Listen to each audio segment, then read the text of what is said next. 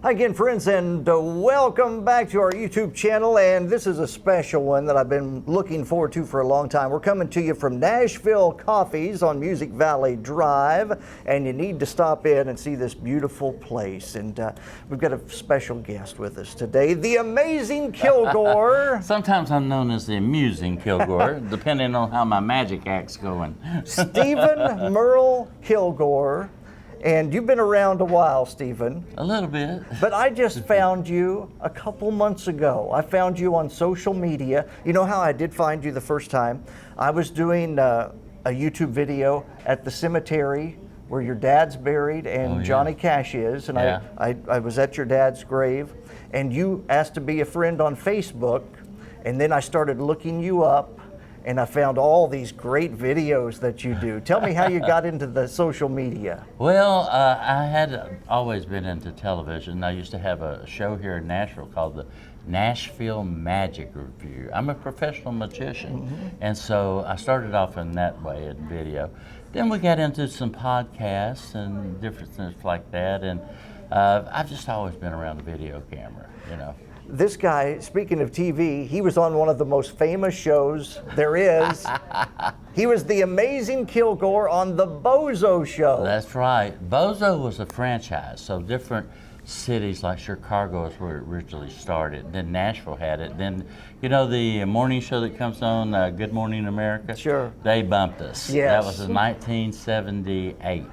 And I did 152 shows, and so I could go into a grocery store and kids would run up to me, I see you on the Bozo show. They went from the grand prize game to Good Morning America. That's right. Now, when you were on that show, did that lead to the Grand Ole Opry or vice versa?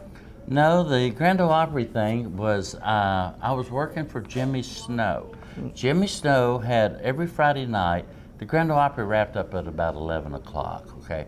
And so I would go out and for 5 minutes I would tell comedy, I was doing jokes. I was working at Opryland out in the park, you know, as a magician. So pretty much, you know, everybody backstage knew me. So I'd go out there and do 5 minutes and I'd say, hey folks, if you liked Hank Snow, you'll love his son Jimmy Snow coming on next with Grand Ole Gospel Time. Stick around. Then I'd do a magic trick, you know, and then the curtain would come up and there'd be Grand Ole Gospel. If I wasn't there, they would think the audience would think that the show's over and there'd be nobody in the audience. So that job went on for 6.5 years, between 1980 to 1986 and a half. You had to have been the only one that's done magic on the Grand Ole Opry. Actually, I'm gonna tell you, if we go back to the Ryman Auditorium, okay, Harry Houdini, there's an old Hatch poster floating around where Harry Houdini put on a show, and as a publicity stunt, he had them lock him up in the old Nashville jail, and that night he escaped, and where was he?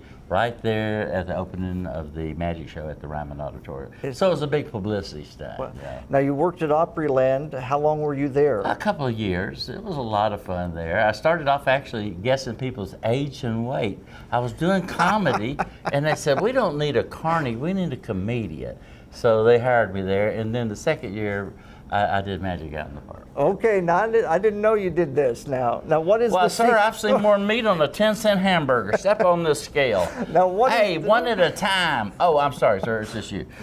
What is the secret to guessing someone's age and weight? Well, I'm going to tell you. After you look at about 100 bags of flour, you know that's a 100-pound bag. You know, and you just get used to it. And then when I guess their age, I would always say, let's say they were 40, okay? Yeah.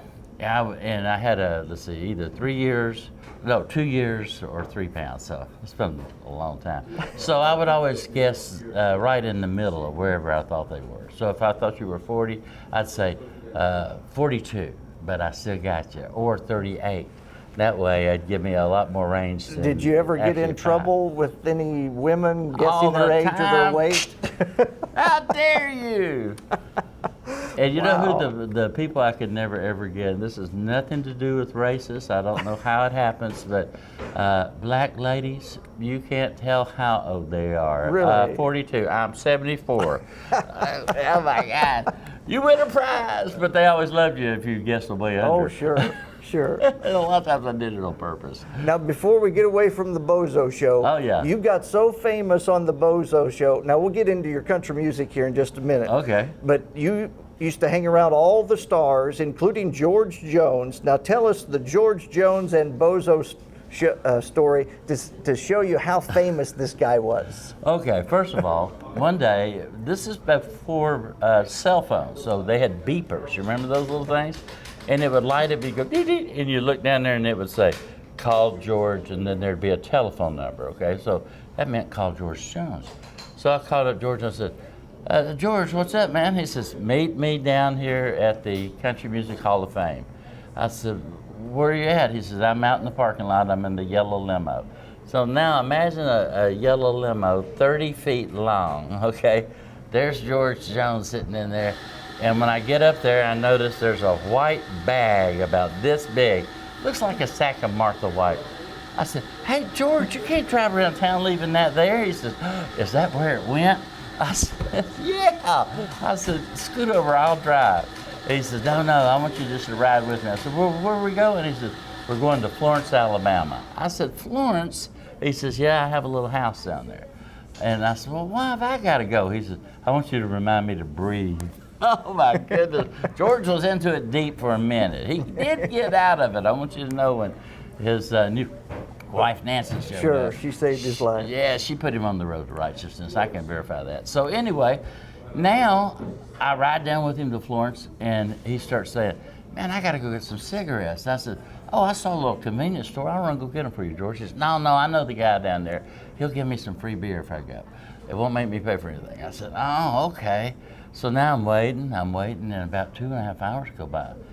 I called this manager in Nashville, and I said, you know, hey, sugar, I'm worried about George. I haven't seen him in a couple hours. He said, well, he's standing right here in front of me. I said, George, you left me. I said, I got to shoot the Bozo show tomorrow. And we shot on Friday, but we did 5 episodes in a row, you know.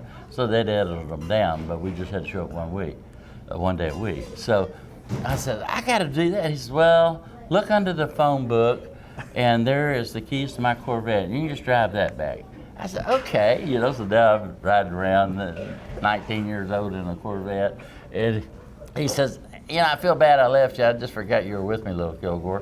Why don't you just keep that Corvette for 2 or 3 days? You can drive your girlfriend around in it. I ran around telling everybody, hey, look at my new car. Sure. I figured they wouldn't see me again. But anyway, so now, about a week after that happened, George says, hey, we're going to go up to, right as you cross the Alabama-Tennessee line, there's a place called Joe Wheeler State Park. And we're going to just be incognito. We're not going up there as the country music, George Jones show, just going to have some fun. So George and his manager and a couple lady friends and me, we had 3 rooms. I got 1 room. Anyway, so after we had breakfast, he says, hey, let's go out by the pool and just relax a little bit. I said, okay. So we all headed out there. And then George sees, let me use your paper. He says, hand that to me. Here comes the lady and she's running. George goes, oh no, here goes the autographs. And once they start, there's no stopping, you know, because everybody then will say, hey, look, there's somebody. So anyway, they ran right past George. And he was getting off the lounge chair, was ready to sign. They came into it, are you the Amazing Kilgore? We watch you every day on Bozo. And George started laughing uncontrollably. He just got the biggest kick out of that. I love that story. That shows you how famous the Amazing Kilgore was. Oh, well, for George, a minute. sit there as he watched you sign the autographs. Now tell me about this coat. Where did you get this? You didn't get this at Walmart, did you? No, you've heard of Manuel? Absolutely. Well, this is a Janwell. Janwell. Jan's my custom tailor. She makes all my outfits. And significance of the roses or anything? Oh, well, I don't know. You know, I used to love that song that George had about the roses. Oh, yes. What a good year for the roses. Man, that's fantastic. So I had her kind of go with that motif. Man, Freddie Hart and Ernie Ashworth, they'd love something like Boy, this. I know Ernie. He was a nice guy. He had lips all over his. He did. He had this song called Talk Back Trembling Lips. So he actually had a tailor make a suit with hundreds of lips all over it. And like I say, I played Opry every Friday night, so I'd see him there all the time. And he said, maybe I can tell this on your podcast. He said, "Hey Steve, I just bought a new radio station in Alabama, but we got one problem." I said, "What's the what problem?" He said, "The call letters." I said, "What's the call letters?" He said, "We blow." I said, "What? WEBO?" I said, No, you got to write the commission and have them change that for you. Tell them times have changed." Wow. That's my early story. Coming to you from Nashville, Tennessee. Does that sound like me. Stephen Merle Kilgore? That's right. This has been a pleasure, Stephen. Oh man, it's been a real pleasure. What a joy. Scott, I Okay. appreciate you having me on.